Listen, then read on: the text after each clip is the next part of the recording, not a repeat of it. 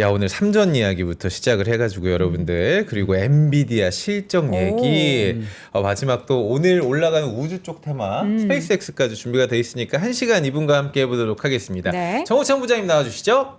네, 안녕하세요. 네, 오랜만입니다. 약간 네, 5월 5일이 제가 원래 출연 날인데, 네. 그날 이제 쉬는 날이라서, 네. 네, 원래 한 달에 2번씩 나오는데, 이번 달은 한 달만 나오게 됐습니다. 네. 약간 나와주시죠. 이러니까 약간 리포터처럼 네 어디 나와 있는 네, 정호창입니다. 반가워가지고. 뭐 이래야 네, 될 것 같죠. 네, 부장님 알겠습니다. 네. 그동안 이제 안 나오시는 동안 시장에 변화가 꽤 많았어요. 네. 그렇죠. 네.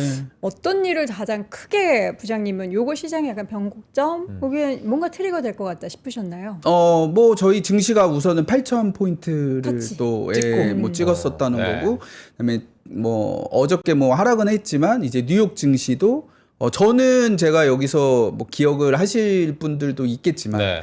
빠르면 4월, 뭐 늦어도 한 5월부터는 이제 미국 증시도 본격적인 상승세가 기대가 된다. 좀 관심을 둬야 된다라고 얘기를 하셨죠. 말씀을 드렸었고요. 뭐 그런 부분이 있고, 그 다음에 뭐 어쩔 수 없이 지금 우리나라 삼성전자 파업 이슈가 그렇죠. 지금 온 나라를 주식시장뿐만 아니라 저도 직장인이고 네. 저도 우리 회사에서 이제 인센티브 받거든요. 그래서 작년보다는 좀 잘했습니다. 네, 그랬겠죠. 아무래도 네. 증시도 좋고. 그래서 이 삼성전자의 인센티브 관련돼서 어떻게 결정이 되느냐에 따라서 이 다른 기업들도 지금 맞아요. 예의주시하고 있고요. 네. 저도 주변에 제 고객분들이나 지인, 친척들이 삼성전자에 다니시는 분들이 또 꽤 있어요. 그리고 뭐 저도 삼성전자에 투자를 지금 하고 있고, 네. 그래서 이 이슈가 과연 어떻게 결정될지 그거에 대해서 좀 관심이 있고, 오늘은 제가 이런 결정과 무관하게 우리가 투자자 입장에선 그러면 삼성전자 파업 이슈를 어떻게 봐야 되는지, 그거를 제가 이럴 수도 있고 저럴 수도 있고 이렇게 애매하지 않고 네. 분명하게 메시지를 가져왔으니까 한번 들어보시면 좋을 것 같습니다. 네. 부장님, 굉장히 이게 의견이 많은 주제잖아요. 사실 삼성전자 파업에 대해서 본인의 의견을 오늘 확실하게 그건 이야기하겠다. 이제 투자 관점에서, 투자 관점에서. 이 파업 이슈를 투자 관점에서 어떻게 봐야 되는지. 저희는 좋죠.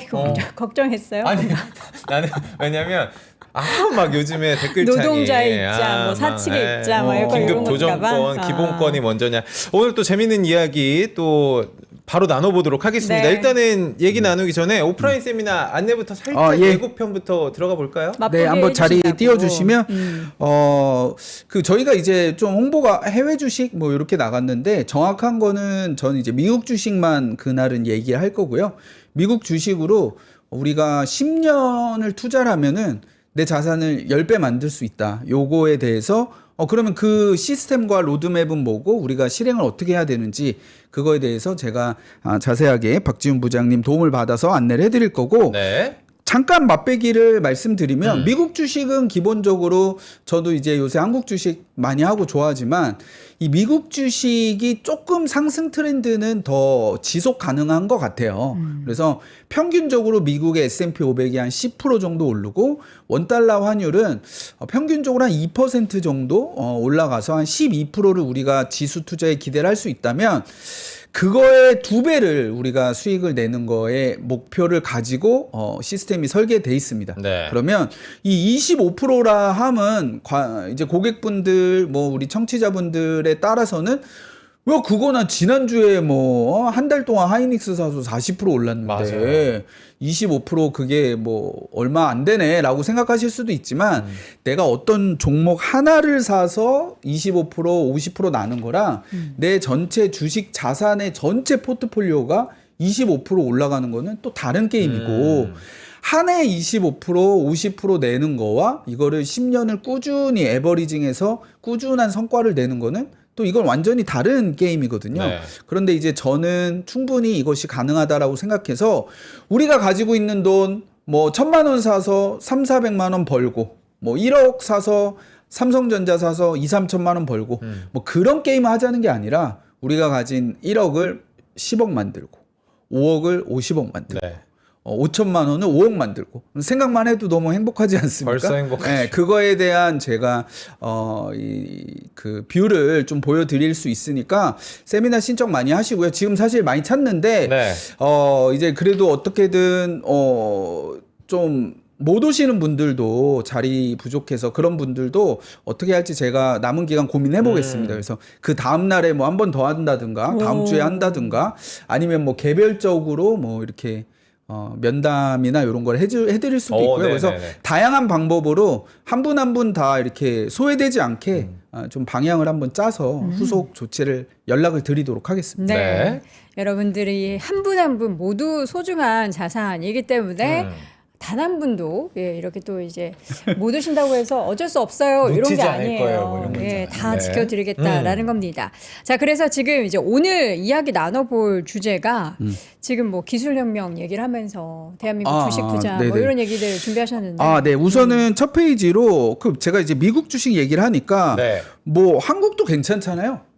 그럼 한국 주식 하면 되지 왜 미국 주식을 해야 되나? 근데 저는 이제부터는 미국 주식을 안 하셨던 분들도 미국 주식 시작을 하셔야 된다라고 생각을 합니다. 이제부터요? 지금부터라도 여지껏 안 해왔다면 왜냐하면 지금 결국 시장을 이끄는 메인 ธีም과 메타와 그 트렌드는 AI잖아요. 그렇죠. 그래서 앞으로 AI가 저는 이제 과거 인터넷 혁명보다 더 큰 산업의 혁명이다라고 생각을 하는데 AI 혁명을 봤을 때도 이렇게 페이즈 4단계로 아마 진행이 될 겁니다. 그래서 기술이 처음에 도입되는 구간이 있고 인프라 구축, 수익이 활성화되고 전 산업에 확산되는. 근데 지금은 2단계거든요. 어떻게 보면 이제 인프라가 구축이 되는 단계입니다. 스마트폰으로 따지면 스마트폰이 많이 팔리고 그 다음에 통신망이 막 깔리고 뭐 요럴 때란 말이죠. 그러면 그때는 하드웨어 업체들이 좋죠. 그렇죠. 자동차 팔리고 도로가 깔리고 그럴 땐 좋은데 그래서 지금 2단계에서는 우리 한국의 뭐 반도체 기업들이나 뭐 변압기라든가 뭐 기타 등등 전력 관련주들이 AI 인프라 수혜를 대부분 받고 있죠. 근데 페이즈 3단계로 이제 넘어가는 그 어디쯤이라고 저는 생각을 하거든요. 근데 이렇게 말하면 제가 또 욕먹을 수도 있지만 3단계는 거의 미국이 독점할 가능성이 높아요. 3단계는요? 네, 그러니까 예를 들면은 어떤 이제 AI 서비스가 지금 잘 돼서 뭐 클로드나 제미나이나 오픈 AI가 막 지금 하고 있는데 그 이외에도 세부적으로 혹은 뭐 다른 산업 뭐 로봇이라든가 자율주행이나 뭐 우주 쪽의 AI라든가 신약 개발하는 쪽이라든가 이런 거에 B2C나 B2B 기반으로 최종 엔드단의 서비스와 제품들이 이제 활성화될 거거든요. 근데 이제 그런 엔드단의 서비스와 플랫폼과 그런 소프트웨어나 이런 것들은 지금 이미 다 미국이 다 뭐 지금 인프라 투자나 재원이나 데이터나 이런 것들을 다 확보하고 있기 때문에 그 3단계로 넘어갔을 때는 이제 미국 증시와 한국 증시는 좀 차별화될 가능성이 좀 크다. 그래서 향후에 지금은 우리가 엔비디아, 삼성전자, 하이닉스 계속 관심 갖지만 향후에는 그러면 내가 지금 AI 서비스로 이걸 사용하고 있어. 뭐 이런 업체들이 돈을 많이 벌고 있어. 이런 회사들이 지금 영향력을 늘려가고 있어. 이런 회사들이 계속 새로 나올 거예요. 지금 저희가 생각하지 못하는 그런 회사들이 나올 텐데 그런 회사들 주도주들은 아무래도 이제 앞으로는 미국에서 나올 가능성이 높은데 미국 증시에 대해서 관심도 없고 내가 하나도 하지 않다가 그때 돼서 내가 투입하겠다라는 거는 또 어려울 수 있거든요. 그래서 지금부터 내가 가진 자산의 뭐 일부라도 미국 증시에 관심을 갖고 좀 투입을 해보셔야 된다. 이렇게 좀 말씀을 드립니다. 네, 오늘 또 재미난 주제를 가지고 오셨어요. 아무래도 지금 최근에 시장에 있어서 바라보는 시각들이 다들 좀 긍정적인 부분들도 있긴 하지만 약간의 우려도 있고 그리고 투자를 새로 하신 분들도 있고 여러 가지 뭔가 고민을 많이 하는 그런 시점인 것 같은데 그런 분들을 위한 메시지를 하나 가지고 오셨어요. 네, 제가 그 주변 분들이나 아니면 우리 고객분들 또 우리 3프로 청취자분들에게 조금 그래도 투자 경험은 좀 제가 좀 더 많잖아요. 그래서 드리고 싶은 말씀이 좀 있었고 요새 증시가 좋다 보니까 수익을 내고 있는데도 마음들이 너무 급하신 것 같아요. 3%에서 제가 얼마 전에 그 어떤 분이 하시는 거 봤는데 지금 장이 올라도 포모 장세라는 거예요. 반도체를 내가 10% 가지고 있으면 내가 왜 50%를 못 샀냐. 맞아요. 50%를 가지고 있으면 내가 왜 100%를 못 샀냐. 네. 100%를 가지고 있으면 왜 내가 신용을. 레버리지를 못 샀냐. 뭐 이런 식으로. 그러니까 그런 식으로 내가 가지고 있는 주식이나 포지션이 괜찮음에도 더 빨리 수익을 내기 위해서 되게 급하신 분들이 많은데 어떠세요? 우리가 투자를 할 때 투자를 할 때나 뭐 다른 것도 그렇고 이기는 게임이 있고 또 지지 않는 게임이 있거든요. 네. 이게 같은 말인 것 같으면서도 또 다른 말입니다. 지지 않는 게임이 이기는 게임 비슷할 것 같긴 한데요. 근데 저는 이기는 게임에만 우리가 계속 배팅을 하고 포커싱을 하면은 결국 크게 질 수 있거든요. 그래서 진다 이긴다가 예. 주식시장에서는 수익과 손실 맞죠. 이렇게 지지 하면 않는 되겠네요. 게임 하는 게 뭐 중요한데, 그러니까 예를 들면 한번 보시죠. 만약에 제가 삼성전자를 뭐 오늘 다 살 수도 있죠. 근데 이거를 월급 받는 날마다 12개월 나눠서 산다고 생각해요. 따박따박. 그러면 지지 않는 차원에서는 오늘 다 사는 것보다 확률이 훨씬 높습니다. 근데 만약에 제가 지금 그렇게 하고 있는데 자녀 계좌 명의로 30만 원씩 S&P 500을 매달 사주고 있다. 네. 질 수가 있을까요? 이거는 거의 질 가능성이 없는 거죠. 근데 그런 내용들을 제가 오늘 조금 소개를 해드리고 네. 수익이 요새 많이 나다 보니까 이제 어떤 분들은 이 주식 투자 뭐 전문가가 무슨 소용이야? 내가 그냥 유튜브 보고 오늘 사서 오늘 10% 먹었으니까 내가 정말 투자를 잘하는 것 같아. 이렇게 생각을 하시면서 그 다음에는 점점 더 과감한 배팅 하시는 분들이 네. 있거든요. 그런 분들한테 조금 제가 한 5분 정도로 간단하게 좀 말씀을 드리겠습니다. 좋습니다. 그래서 투자 철학을 제가 그동안은 영화에서 배우는 투자 철학 이야기를 많이 했는데 오늘은 지지 않는 게임 또 이기는 게임 이런 관점에서 봤을 때 과거에 그 복싱 선수가 저는 생각이 났어요. 복싱 선수. 예. 네. 그래서 요새도 많이 회자가 되는 마이크 타이슨하고 그 다음에 메이웨더라는 또 선수가 있습니다. 네. 근데 이 전설적인 복서인데 타이슨은 핵주먹이라고 해가지고 무조건 KO 승인 거잖아요. 네. 질 때도 화끈하게 뭐 많이 지지는 않았어요. 근데 질 때도 KO 패하고. 근데 메이웨더라는 선수를 제가 경기를 보니까 정말 얄밉게 하는 거 있잖아요. 그냥 진짜 컴퓨터처럼 점수 탁탁 따가지고 내가 점수를 많이 땄으면 무리한 스윙을 하지 않고 그럼 상대방이 이제 조급해서 자기 패턴을 잃어버리거든요. 그럼 그때 또 뿅망치로 한 대씩 톡톡 때리고 그렇게 해서 놀랍게도 메이웨더는 뒤에 보시면 나오는데 50전 50승 무패입니다. 이 인상이 진짜 지지 확실히 않아요. 차이가 나요. 지지 않아요. 그러니까 화끈하게 이기는 건 없고 또 경기가 너무 재미없다, 비겁하다 막 이런 소리까지 듣는데 결국은 권투 선수 중에서 가장 역사적으로 오랫동안 롱런하고 성공했던 네. 선수고요. 돈도 뭐 가장 많이 벌었고 실제로 50전 50승 이제 무패를 했고요.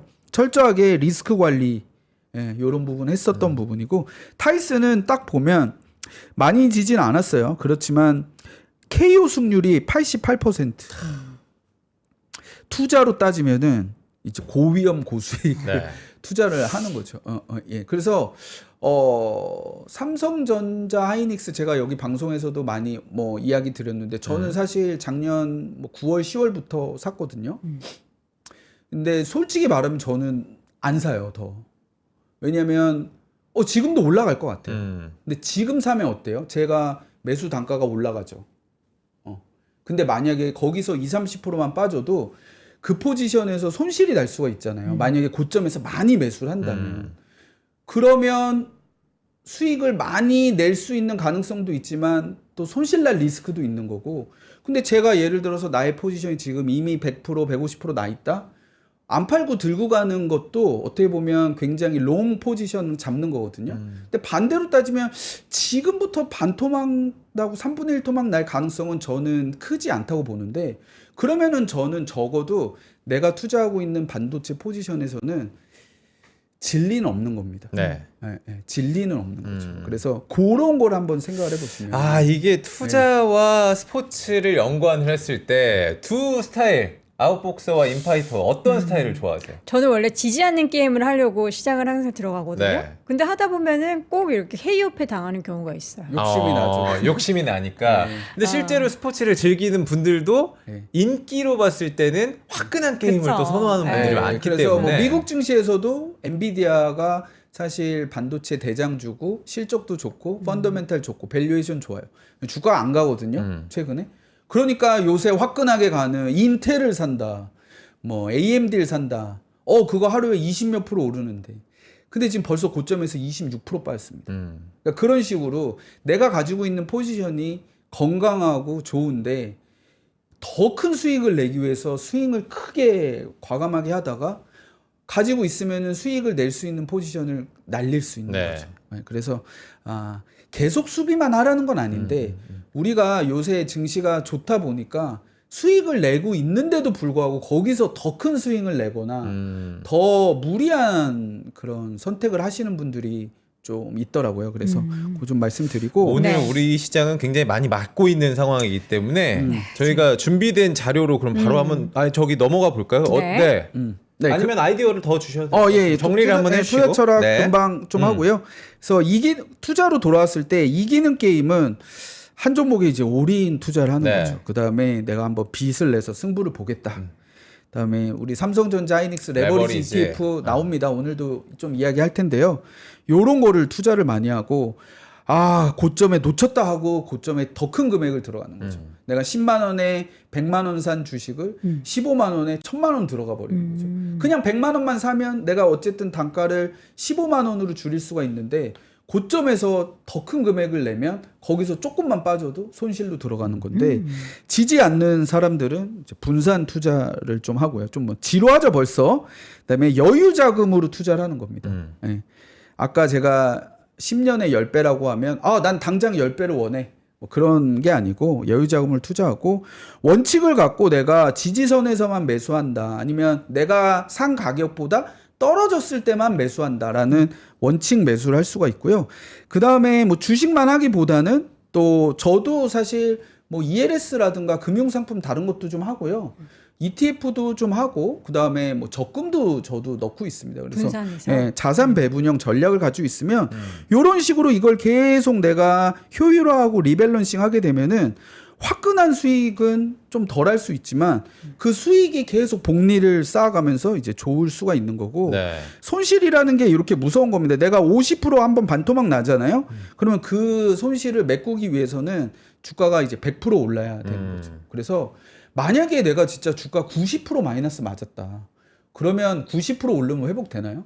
아니요. 2배. 10배 올라야 됩니다. 네. 10배. 100이 10이 되잖아요. 그럼 10이 다시 100 가려면 10배가 올라가야 곱하기 되는 거거든요. 10을 그래서 1000배거 종목이에요. 예. 그래서 내가 지금 뭐 70% 80% 맞았다 이러면 한 7배 올라야 돼요. 그러니까 손실을 한번 크게 보는 뭐 지금 많이 올라가는 바이오 종목 내가 한번 승부 보겠다. 그거 한 6, 70% 빠지면은 그냥 투자 시장에서 바로 퇴출되는 겁니다. 그래서 사실 이 곱셈으로 따지면 요렇게 내가 계속 투자금을 계속 올려가더라도 네. 한 번 내가 반토막 이상 손실 보는 포지션을 받게 되면은 이거 보시죠. 요렇게 계속 곱하 나가다가 한 번 0 맞으면 이제 0이 되잖아요. 그래서 최근에 저도 투자 커뮤니티에서 이제 어떤 분이 진짜 한 10년 투자해가지고 정말로 한 80억 정도 만드셔가지고 막 인증도 하고 뭐 그런 다른 증권사의 막 그런 인플루언서였던 것 네. 같아요.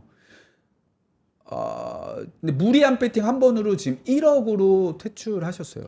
80억에서 1억이요? 1억으로. 예, 아마 반도체 숏배팅 뭐 3배짜리 뭐 이런 것들을 가져가셔서 네. 마이클 버리님처럼 그랬는데 이제 그게 마이너스 쫙 내려가서 그럼 그분은 거의 5년 10년 동안 꾸준히 정말 투자에 올인하면서 쌓았던 수익을 한 번 내가 욕심을 부렸다가 그냥 다 날리시고 고 1억 출금하신다고 인증도 하시더라고요. 그래서 제가 뭐 정확하게 어떤 분을 뭐 말씀 못 드려도 네. SNS에서 제가 요새 그런 뭐 충격적인 걸 봤다. 그리고 아이온큐라는 주식 아시죠? 그렇죠. 그게 이제 3배 ETF도 상장이 돼 있었는데 네. 그걸로 내가 10배 났다 인증하셨던 분이 있었거든요. 근데 한번 기억하실지 모르겠는데 작년인가요? 올해 초인가? 작년이었을 거예요. 젠슨왕님이 양자는 한 10년은 더 걸릴 거다 이런 말을 부정적인 했다가 얘기를 했죠. 그랬다가 장중에 40% 빠지고 한 그날 30% 정도 빠진 걸로 끝났는데 세배 ETF는 여러분 장중에 33% 이상 빠지면은 0원이 되잖아요.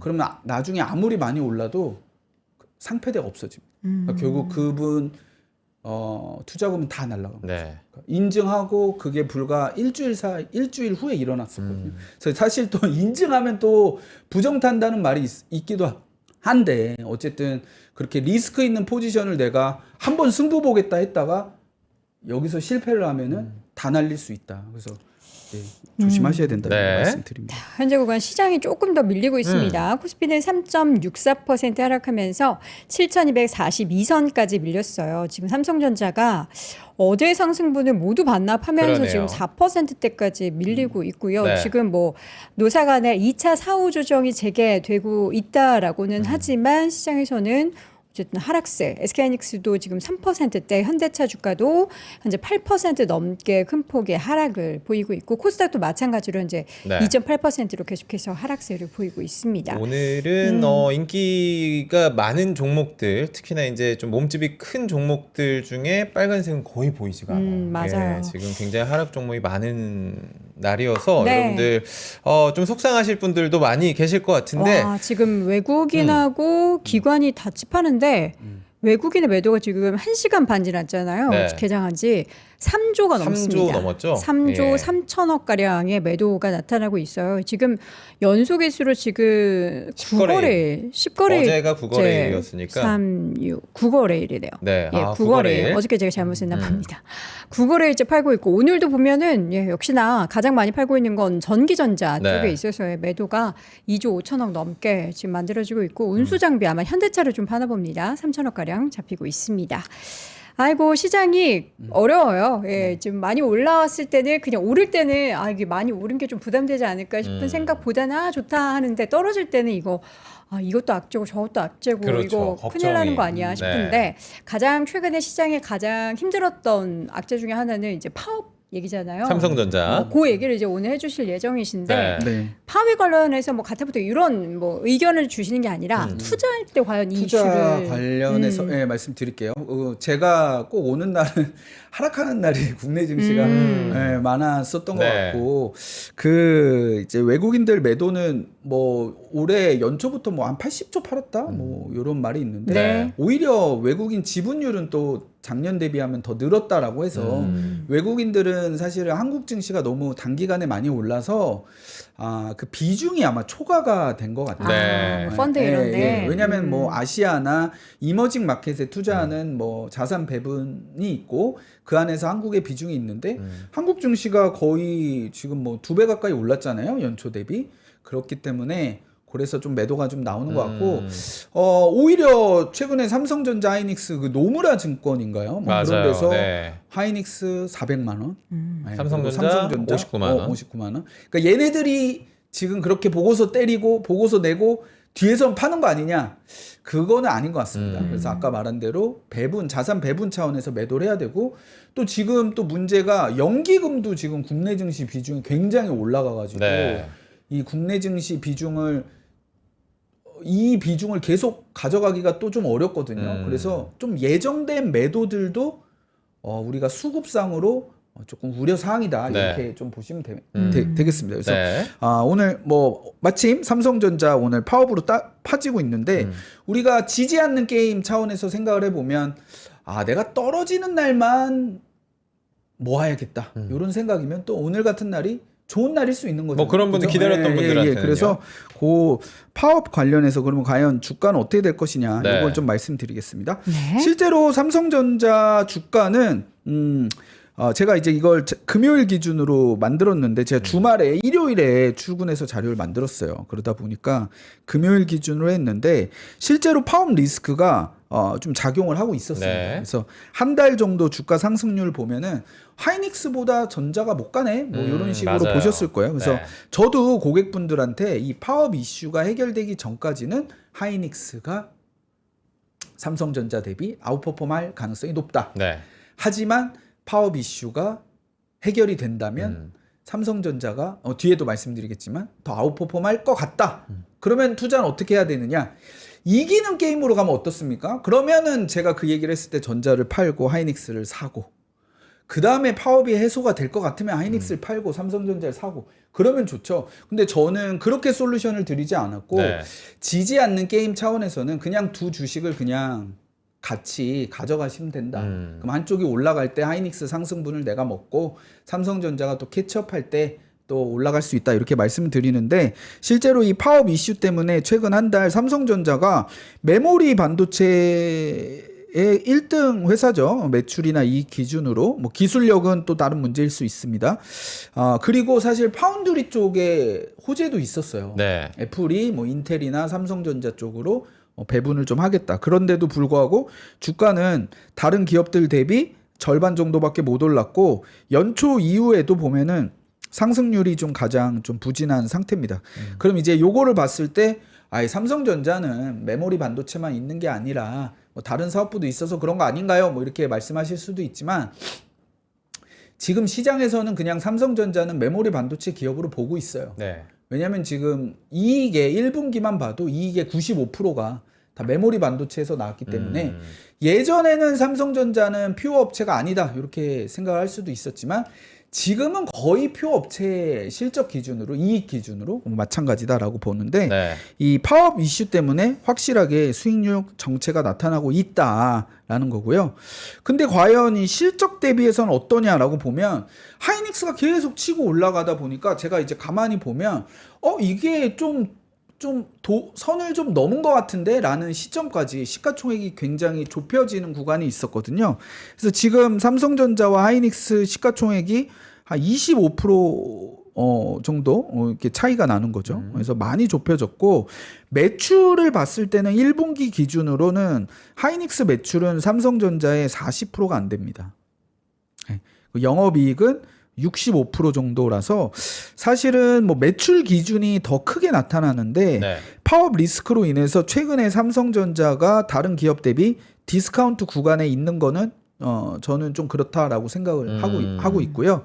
그럼 과연 이 디스카운트는 계속 될 것이냐 이제 그게 문제인데 지난 주말에 정부에서 이 국무총리 김민석 국무총리님이 파업을 하면 긴급 조정권을 발동을 하겠다 이렇게 네. 이야기를 했잖아요. 그래서 저는 사실 이 뉴스를 보고 이 파업 리스크는 이제 거의 해소가 됐다라고 생각을 했습니다. 정부의 어떤 강한 의지를 보여줬기 때문에. 예. 그래서 사실 우리가 지금 가장 걱정하는 거는 삼성전자 반도체 공장이 파업으로 들어가서 네. 두 가지거든요. 투자 관점에서는 파업으로 들어가서 이게 공장이 안 돌면 뭐 하루에 뭐 1조가 손실이라더라. 그렇죠. 네. 뭐 총 다른 연관 효과까지 하면 뭐 100조 손실이라더라. 뭐 그런 것들은 나중에 다시 계산을 해봐야 되는데 어쨌든 파업이 들어가려고 하면은 정부에서 이거를 파업을 멈추겠다라고 했기 때문에 파업까지 가서 공장이 안 돌아가는 일은 이제 저는 없을 거다라고 생각을 합니다. 그러면 그리고 또 이 투자하는 입장에서는 사측에서 이제 이걸 알 거 아니에요? 그럼 노조와의 협상에서 좀 어떻게 될까요? 얘네들 그 조건 안 들어주면 파업에 갈 수 있으니까 우리가 좀 들어줍시다 라고 생각을 할 수 있는데 정부에서 이미 예고를 했잖아요. 네. 파업은 안 된다. 그럼 파업은 어차피 안 될 거네? 라고 하면 이 노사 간의 협의사항에서 아무래도 사측한테 유리할 수 있는 거죠. 뭐 여러 가지 노조 측 이야기가 나오고 있지만 노조 측에서는 이미 사측이 정부안을 좀 믿고 네. 협상에서의 조금 그 정성을 보이지 않고 있다 뭐 이런 얘기도 좀 나오고 있더라고요. 예, 그러니까는 과거보다는 저는 사실은 삼성전자도 적절한 보상을 해야죠. 하이닉스가 이미 뭐 10% 하고 있고 반도체 뭐 지금 일론 머스크도 반도체 한다고 하고 메모리 반도체가 이렇게 중요한 상황에서 우리 근로자들, 연구원들, 일반 반도체 종사자들한테 너무 돈을 짜게 주면 뭐 중국으로 가면 어떡합니까? 네. 그렇죠? 그래서 적절하게 보상을 해야 되는데 이제 투자 관점에서 봤을 때는 아마 하이닉스 정도의 보상안이라고 하면은 그렇게 삼성전자 주가에 악재가 되진 않을 텐데 정말로 노조가 요구하는 15% 영업이익을 성과급으로 준다라고 하면은 이건 사실 영구적인 EPS 하락 요인이잖아요. 네. 그러면은 우리 삼성전자의 그 노동자분들 좋고 한데 저도 이제 주변 지인분들도 좋긴 하겠는데 이 주가 측면에서는 파업으로 갔을 때 최대 악재, 두 번째는 이 노조의 요구를 거의 수용하게 되는 단계로 가게 되면 네. 주가는 사실 악재가 맞습니다. 근데 정부에서 이렇게 긴급 조정권 행사를 예고했기 때문에 사측도 조금 더 레버리지를 협상에서 가져갈 수 있다. 네. 예, 지금 협상한 결과 어떻게 될지 봐야 되겠지만 그리고 과거에도 이런 긴급 조정권 발동 사례를 제가 한번 연구를 해봤습니다. 네. 지난번에도 제가 우리 그 이란 전쟁이 있을 때 과거에 어때요? 그런 중동 전쟁이 있었을 때 맥스 몇 프로가 빠졌었고 한 달 후에는 대부분 회복이 됐었다. 이렇게 말씀드렸었는데 우리나라에서 역대 긴급 조정권 발동한 사례는 4번인데요. 대부분 요런 일들이 있어서 발동이 됐었고요.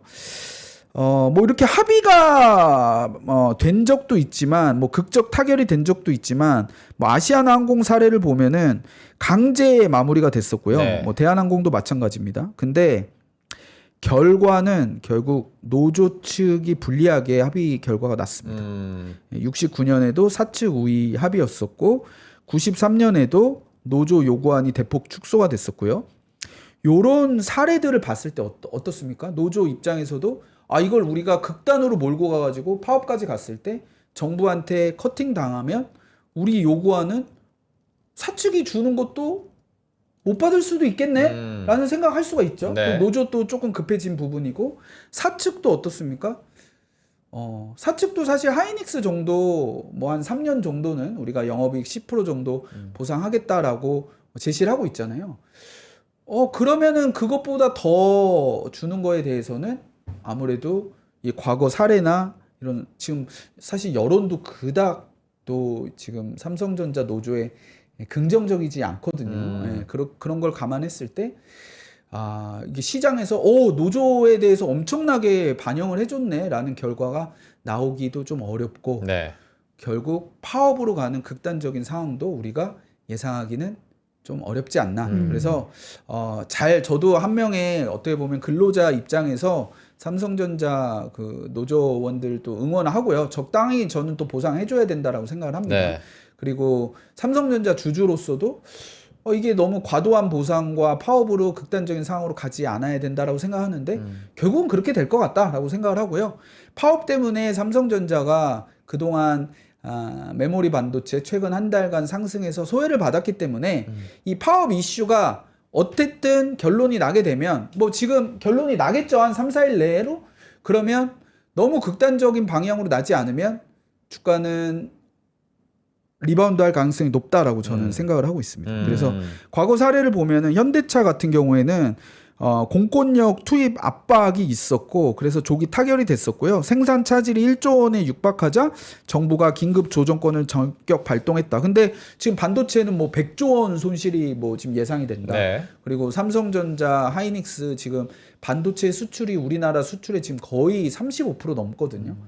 반도체에서 타격이 되면 그럼 뭐 가전 생산도 어려운 거고 휴대폰 생산도 어려운 거고 기타 자동차에 들어가는 반도체도 어떻게 될지 모르는 거고 그리고 뭐 납기를 못 맞춰서 장기 계약을 훼손시켜서 중국 기업에 기회를 주는 뭐 경우도 그런 있고. 얘기들이 많이 그래서 나오고 있습니다. 너무 파업으로 갔을 때 피해가 너무 막대하기 때문에 오히려 저는 대마불사란 말이 있잖아요. 저걸 망하게 하기 위해서는 너무 큰 손실이 있다. 그렇기 때문에 그런 일이 일어나지 않을 거다라고 저는 조심스럽게 생각을 하고 아시아나항공 사례도 2005년에 있었는데 이 조종사들이 파업을 했었어요. 처우 개선이나 네. 뭐 이런 것들 때문에.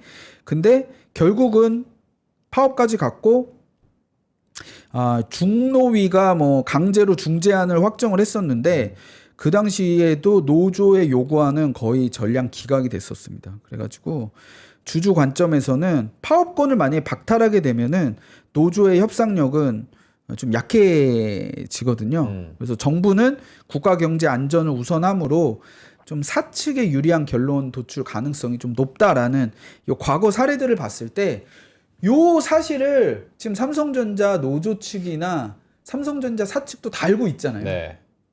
네, 다 알고 있기 때문에 좀 적절한 선에서 합리적인 선에서 결론이 좀 날 수 있고 극단적인 상황을 가더라도 공장이 안 돌아갈 일은 뭐 없을 거다라고 생각을 하면 그러면 이 가치관적인 측면에서 뭐 노조 측이 맞냐 사측이 맞냐 이런 걸 떠나서 우리가 투자 관점에서 봤을 때는 이 삼성전자에 대한 내가 뭐 비중이 좀 낮다. 네. 예, 아니면은 제가 지난번에 아이디어 드린 뭐 우선주 같은 경우도 조금 내가 모으고 싶었는데라고 하면은 지금의 이런 파업 이슈가 조금 부각돼 있는 지금 지금 이 기간이 매수 기회이지 않을까 이렇게 생각을 하고 있습니다. 근데요, 부장님, 네. 이런 파업 이슈도 파업 이슈인데 최근에 시장의 하락에는 이런 이슈 외에도 막 매크로적인 부담감, 그러니까 그렇죠. 유가가 끌어올린 금리에 대한 부담, 그리고 이제 추가적으로 금리를 그렇게 되면 인상하게 되는 거 아닌가?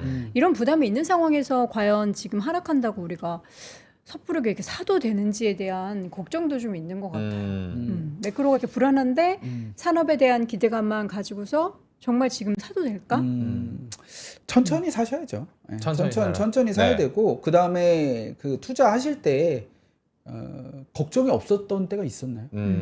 걱정이 없었을 땐 없지 않았나요? 파월과 트럼프가 싸운대. 아 여기 관세를 갑자기 매긴대.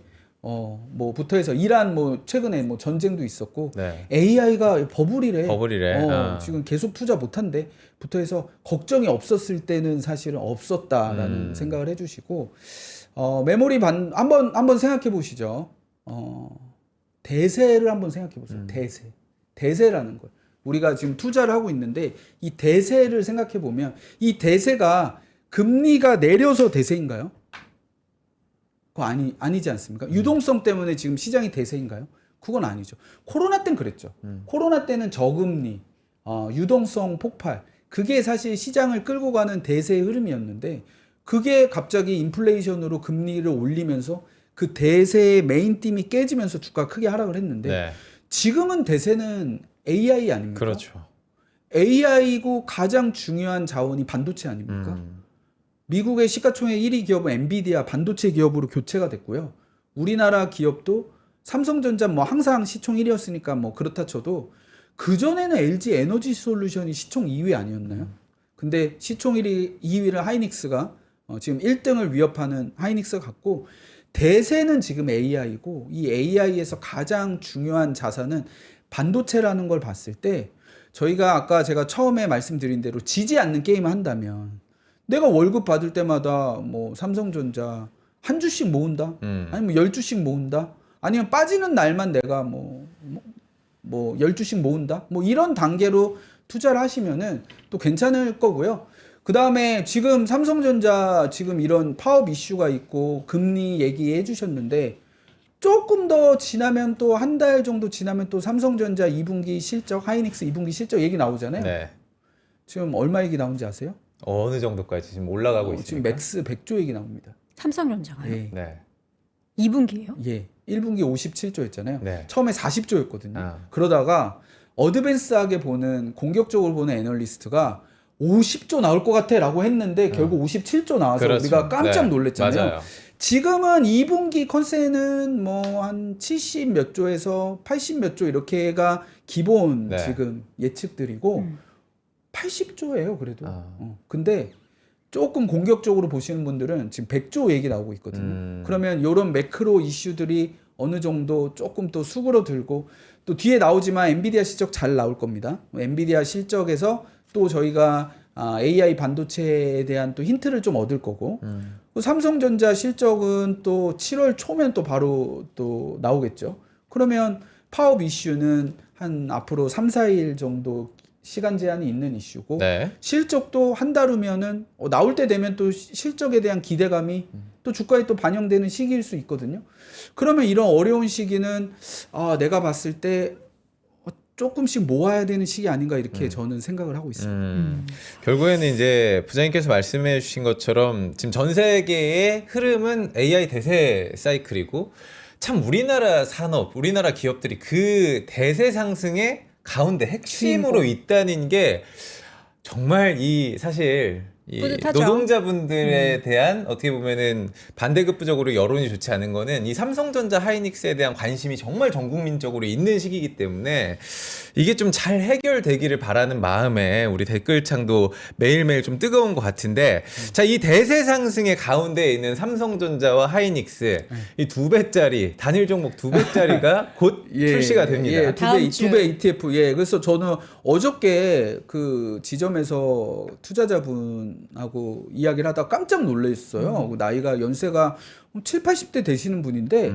삼성전자 하이닉스 2배 ETF 상장하면은 자기는 지금 가지고 있는 주식을 팔고 2배짜리로 갈아탈 거라고 하시더라고요. 네. 그래서 제가 절대 그렇게 하면 안 된다라고 좀 어. 이야기를 말씀드렸는데 오늘도 조금 그 얘기를 해보겠습니다. 우선은 삼성전자 하이닉스 레버리지 ETF가 5월 27일인가요? 아마 상장을 될 텐데 사실 저는 권하지는 않습니다.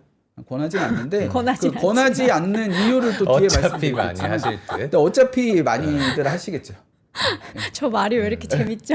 어차피 많이 예. 하실 때. 그러니까 결국은 타이슨처럼 또 휘두르려고 하겠죠. 예, 휘두르려고 하는데 왜 하지 말라라고 하냐. 근데 너무 간단하게 이렇게 생각하시더라고요. 1,000만 원으로 삼성전자 사는 것보다 레버리지 사면은 1,000만 원으로 2,000만 원 사는 거잖아요. 오를 때 2배니까. 그러면 돈을 아끼는 네. 거 아닌가요? 나는 지금 1,000만 원밖에 없는데 2,000만 원 사고 싶단 말이에요. 그럼 과연 그럴까요? 진짜 그럴까요? 절대 그렇지 않습니다. 자 보시면 우선은 뉴스 한번 보시고요. 뉴스 좀 자료 한번 띄워주시면 이제 곧버스 덤벼라 하이닉스 삼성 닉스 2배 ETF가 27일에 나온다라고 하고요.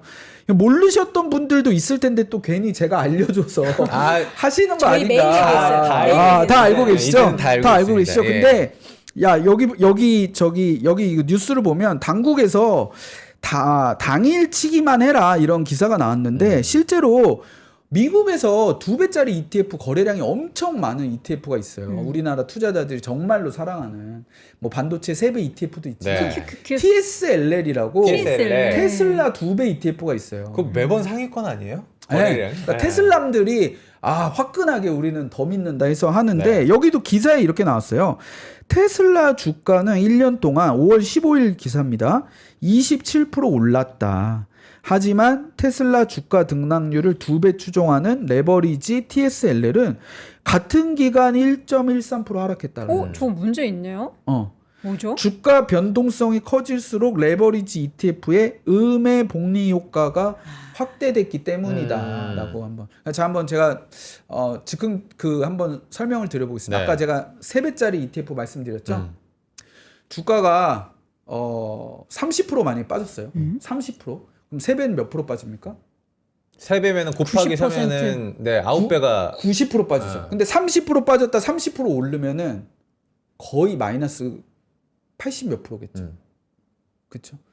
30% 주가 빠져요. 그럼 3배짜리 어떻게 돼요? 90% 빠지죠. 90%. 단순 90% 계산하면 90% 빠졌는데 거기서 주가가 30% 올랐어요. 그러면은 결국은 30% 빠졌다 30% 오른 건데 3배짜리는 90% 빠졌다가 그 90% 빠진 거에서 30% 오르면 90% 오르겠죠. 네. 그러면은 마이너스 80%입니다. 왜요?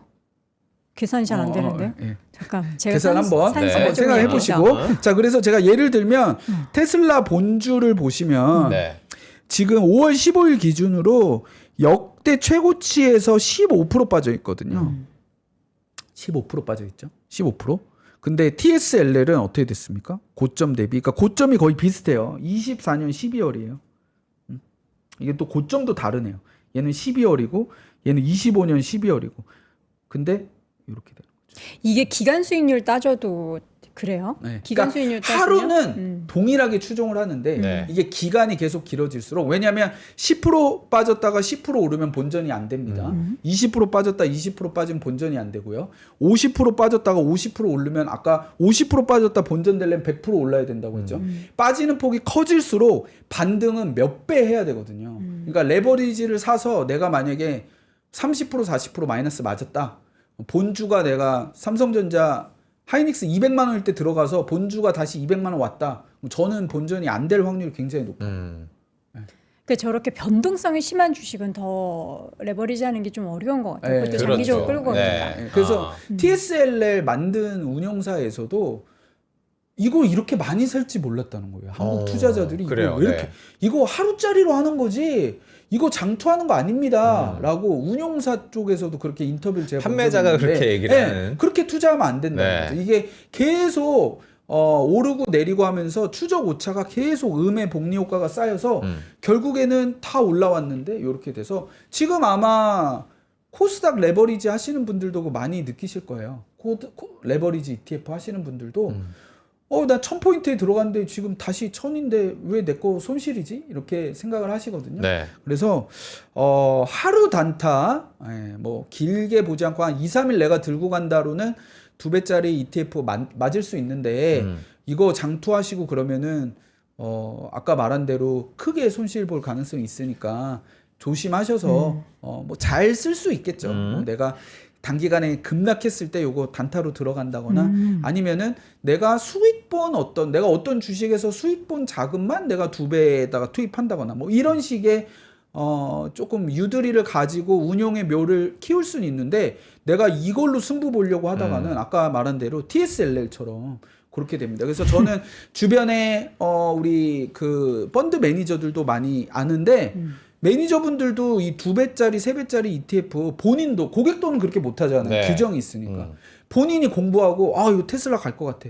2배 사는 거죠. 근데 주가가 마이너스 80% 가버려요. 테슬라는 1년에 매년 반토막 나거든요. 그럼 반토막 날 때 내 2배짜리는 마이너스 80, 90 가면 그러면은 그분들도 훈련받은 분들도 공포에 매도하게 됩니다. 멘탈이 안 잡힐 공포에 것 같아요. 매도, 공포에 매도하게 되니까 2배 뭐 지금 반도체 사이클 좋을 때 네. 잠깐 단타로 할 수는 있는데 만약 업황이 꺾인다 이러면 이제 헬게이트 열리는 겁니다. 그래서 요런 부장님 수급은 어떻게 보세요? 그래도 이것 때문에 팍좀 관심이 좀 갈 것 같긴 해요. ETF가 이제 2배짜리가 생긴다고 해가지고 이쪽으로 좀 더 관심을 갖는 자금들이 좀 나오지 않을까. 그래서 시장을 좀 어떻게 보면 좀 아닌 것 같아. 부장님 못마땅하셔 지금. 기관 투자자들은 아마 뭐 거의 어차피 안 할 거고 네. 뭐 외국인들도 안 할 거고 뭐 개인 수급이겠죠. 개인 수급. 너 근데 주고 나 정부는 죽자, 왜 개인. 이거를 허용해 준 걸까요? 근데 그게 왜 그러냐면 네. 지금 홍콩에 이미 2배짜리 상장이 돼 있어요. 근데 그거는 삼성전자, 하이닉스가 상장돼 현물 있어서. 매수가 아니잖아요. 그리고 미국만 봐도 2배짜리 뭐 이런 게 많아서 한국 투자자들이 그 공격적인 투자 성향을 주체 못해서 그런 거 하려고 외국 가서 홍콩 가서 전자닉스 매매하고 미국 가서 뭐 반도체 세배하고 막 이러니까 그러면은 이제 한국에서도 조금 그런 그걸 열어주자 뭐 이런 뜻에서 한 거 차라리 같다. 하려면 집에서 해라. 상품. 제가 어차피 이렇게 말해도 많이 하실 것 같아요. 네. 그러나 주의를 하셔라. 당연하죠, 점에서. 여러분들 이거는. 아까 그거 90% 빠지는 거 지금 네. 설명을 해주셨는데 이제 1,000원이라고 하면 90% 빠지면 그게 100원이 100원이 되고 되죠. 100원에서 다시 30% 올라서 그게 90% 된다고 해도 190원이 190원이니까 보통 한 81%. 그러니까 내가 생각할 때 주가는 30% 빠졌다 30% 올랐는데 이거는 마이너스 80이 돼 있는 거예요. 네. 3배짜리. 맞아요. 네. 근데 1배짜리도 그렇습니다. 30% 빠졌다 30% 오르면 본전 안 돼요. 근데 마이너스 9%거든요. 그런 경우에. 그거는 어느 정도 내가 감내할 수 있는 변동성인데 2배, 3배로 가게 되면은 빠지면 진짜 답 없는 거예요. 그러니까 빠질 때 빨리 손절해야 하는 게 레버리지 매매하시는 요령이다. 네. 이렇게 말씀. 그거 물렸다고 장투하면은 지옥 가는 겁니다. 알겠습니다. 자, 이번 주 저희가 또 빅 이벤트 엔비디아 실적이 있습니다. 지금 사실 반도체주 뭐 안 좋기 때문에 엔비디아가 좀 끌고 올라갈 수 있지 않을까라는 생각도 있지만 여기서 그날 또 세론 나오면 어떡해. 요새 엔비디아는 실적 발표하고 늘 빠지잖아요. 예. 그래서 저는 오히려 요번에 역발상으로 역발상. 실적 발표 나오고 괜찮을 것 같습니다. 아, 그거는 그래요? 제가 조금 근거를 들어서 2, 3분밖에 안 남았죠. 네. 빨리 하겠습니다. 자료 띄워주시면 엔비디아 실적 발표가 제가 이렇게 써놨죠. 실적 발표 저주에서 벗어날 수 있을까? 실적 발표 나고 엔비디아 실적이 주가가 거의 항상 빠졌었던 건데요. 주식은 사실 길게 보면 펀더멘털 게임이 맞는데 단기로 보면은 약간 머니 게임의 성격이 있어요. 네. 너가 벌면 내가 잃는다. 근데 그동안은 엔비디아 실적이 워낙 좋아왔고 좋을 게 예상이 되기 때문에 실적 발표 전날 전전날에 이제 무리한 포지션이 많이 있었습니다. 뭐 레버리지 ETF도 있을 수 있고 개별 종목 옵션도 있고 그러면은 그런 포지션이 쌓여 있는 것들은 사실 수급의 메이저들은 다 이제 볼 수 있거든요. 사실 저희도 조금만 조사하면은 뭐 콜옵션에 지금 얼마 자금이 들어가 있고 이런 거 볼 수 있어요. 그러면은 개인 투자자들이 내일 엔비디아 실적 나오면은 뭐 적어도 5에서 10% 오르겠지 하고 오늘 풀베팅 이렇게 매수했는데 과연 그 포지션 수익을 먹여줄까라고 생각을 해보면은 절대 주식시장 그렇지 않습니다. 실적이 잘 나와도 어떤 꼬투리를 잡아서 주가를 빼는데 이번에는 요새 한번 보세요. 엔비디아에 대해서 관심이 거의 없어요. 투자자분들이 주가가 무겁다 보니까 뭐 마이크론엔 관심 많고 인텔엔 관심 많고 하이닉스에 관심 많은데 엔비디아는 지금 관심이 없다. 근데 요번에 실적 발표는 저는 나와봐야 알겠죠 뭐 이렇게 말씀들을 하시겠지만 저는 굉장히 잘 나올 거다라고 생각을 하고 있고요. 엔비디아는 밸류체인의 다른 기업들이 이미 실적 발표가 많았기 때문에 엔비디아의 제품의 수요나 가격 동향들을 다른 차원에서 많이 파악을 할 수 있는데 지금 이런 AI 인프라에 대한 게 매월 매분기 투자 규모가 지금 계속 상향이 되고 있고 네. 가격이 계속 올라가고 있잖아요. 그래서 엔비디아 실적은 강력한 실적이 예상이 되고 아마 우려 실적이 안 나오는 거 아니야 이런 우려는 저는 감히 할 필요 없을 것 같다라고 생각을 하고 있고요. 근데 이제 숫자적으로 보면은 GPM이 75%가 과연 나올 것이냐, 요 수익성이 유지가 되느냐. 왜냐하면 지금 메모리 반도체 많이 올라가지고 비용 많이 올라가잖아요. 그런데도 불구하고 저는 유지될 가능성이 높다라고 생각합니다. 엔비디아도 아마 가격을 좀 많이 최근에 올린 것 같다라고 생각을 하고 2016 GTC에서 젠슨왕이 우리 지금 1트릴리언 잠재 매출 지금 있다라고 이야기했는데 이번 실적 발표에서는 또 이걸 넘어서 우리 1.5트릴리언이야 뭐 기타 등등 요거를 더 확장하는 잠재 계약 매출에 대한 좀 발언이 있을지 요런 것들을 저희가 핵심 키워드로 좀 봐주시면은 될 것 같고 엔비디아 실적이 잘 나와서 저는 주가 반응도 괜찮을 것 같다라는 생각을 하는 게 네. 최근에 엔비디아가 한 7, 8개월 주가가 쉬다가 신고가를 그래도 돌파를 했습니다. 그래서 신고가를 돌파하는 초입이 사실 주식의 매수 적기다라고 생각을 하면 엔비디아가 지금 이제 그런 지루한 박스권을 벗어나는 초입에 있거든요. 그때 발표되는 실적이다라고 하면은 크게 다른 변수가 있어서 악재가 나오지 않는 이상 실적 발표는 저는 긍정적으로 반응할 거다라고 생각을 하고 엔비디아의 지난 분기 실적을 보시면은요 이렇게 매출이나 이익이 70% 80% 이렇게 늘어나는 기업이거든요.